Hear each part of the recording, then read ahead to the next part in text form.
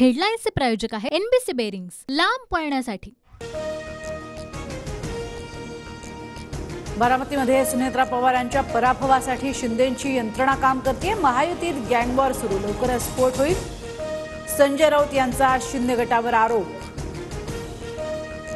बारामती शिरूर मतदारसंघात अजित पवार धमक्या देत आहेत। बारामतीची जनता धमक्या खपवून घेणार नाही, संजय राऊतांचा हल्लाबोल। काही जण म्हणतात अजित पवार कार्यकर्त्यांना दम देतात, मी माझ्या कार्यकर्त्यांना दम देईन, तुझ्या का पोटात दुखतंय। अजित पवारांची रोहित पवारांवर नाव न घेता टीका। 2004 मध्ये छगन भुजबळ, आर पाटील किंवा मला मुख्यमंत्री पद मिळालं असतं, पण पवारांनी काँग्रेसला मुख्यमंत्री पद द्यायला सांगितलं, अजित पवारांचं वक्तव्य। पवारांनी मोहिते कुटुंबाचं राजकारण संपुष्टात आणलं होतं, तेव्हा आम्ही मोहितेंच्या पाठीशी उभे राहिलो, उपमुख्यमंत्री देवेंद्र फडणवीसांचं वक्तव्य।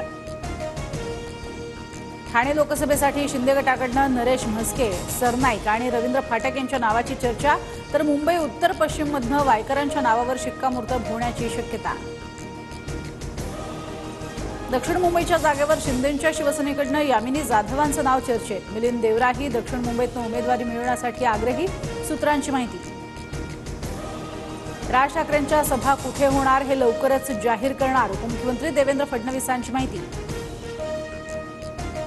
नाशिक आणि संभाजीनगरमध्ये समता परिषदेच्या पदाधिकाऱ्यांकडून अर्ज दाखल। नाशिकमध्ये दिलीप खैरे तर छत्रपती संभाजीनगरमधनं मनोज घोडकेंनी अर्ज भरले। नाशिकची जागा शिंदे गटच लढवणार, लवकरच मुख्यमंत्री उमेदवाराची अधिकृत घोषणा करतील। हेमंत गोडसे नाशिकातनं लढण्यावर ठाम।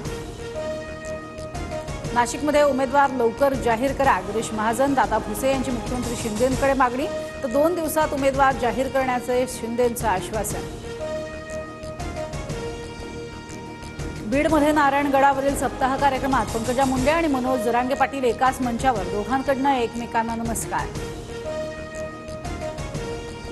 पुढील 24 तासात देशातल्या अनेक भागात अवकाळीचा अंदाज, उत्तर भारतासह मध्य महाराष्ट्र आणि विदर्भात विजांच्या कडकडाटासह पावसाचा इशारा। हेडलाईन्सचे प्रायोजक आहे एनबीसी बेरिंग्स, लांब पळण्यासाठी।